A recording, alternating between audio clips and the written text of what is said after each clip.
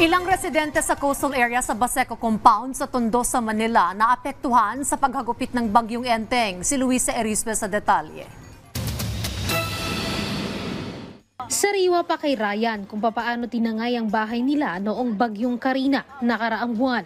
Pero lalo pang lumalim ang problema niya dahil kapapasok lang ng Setyembre, sinalubong ulit sila ng panibagong bagyo na tinangay na naman ng buo ang kanyang tahanan para sana sa kanyang pamilya. Yung sobrang laki ng alon po, tapos may bahay po na natumba, tapos sa amin po nadamay. May gamit po na salba, pero yung mga gamit po na mga yero, wala po. Sana po yung makatayo kami ulit ng bahay. Si Ryan, isa lang sa mga residente sa coastal area sa Baseco Compound sa Tondo, Maynila na apektado ng hagupit ng bagyong Enteng.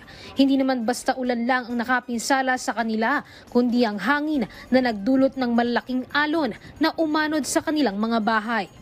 Dito sa kinatatayuan ko, nasa 30 bahay ang nakatayo rito. Pero dahil nga sa lakas ng hangin at alon, ang tanging natira na lang sa mga bahay ngayon ay mga poste at kahoy. Pero bukod sa malaking alon, isa pa sa nakaperwisyo sa mga taga-Tondo ay ang sumadsad na barge sa Old Site 2 sa Baseco. Ang ilang pamilya sa evacuation centers na lang namin naabutan dahil tuluyan ng nawasak ang kanilang bahay nang banggain ito ng dambuhalang barge. Nung maalon po siya, nakita namin yung barge, pumapadpad na po siya dito. First time po lang po sa amin sa 21 years na po kami. Ang hirap po na magpapasko wala po kami. Saan po kami ngayon? Wala kami makukunan ng pambiling pagkain namin, lalo-lalo na po pumapasok mga estudyante namin. Saan po namin naanuhin yung pambili namin ng Base sa tala ng Manila LGU, bandang 3:00 ng hapon, higit 30 pamilya na ang inilikas sa Baseco Compound sa Tondo, Maynila. Nanunuluyan sila ngayon sa H.J. Atienza Elementary School kung saan binibigyan sila ng pagkain, inumin at pansamantalang tulugan.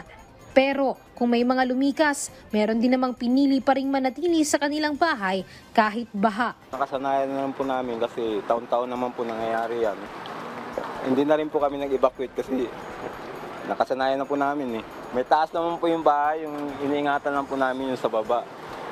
Mahirap naman pag umalis kasi marami din po kasing loko dito pag wala pong tao sa bahay. Sa ngayon, sabi ng LGU ng Maynila, Baseco lang ang apektado ng baha dahil sa ulan.